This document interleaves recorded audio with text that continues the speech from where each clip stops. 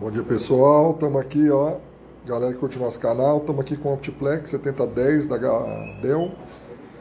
Fizemos upgrade para SSD, trocamos a fonte, ok, e trocamos a bateria CMOS. Só o computador que você agora está operacional.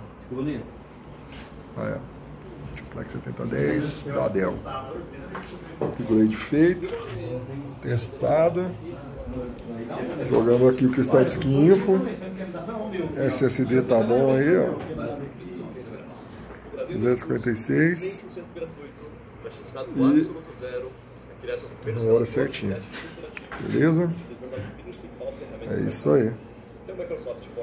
Pra quem tá gostando aí do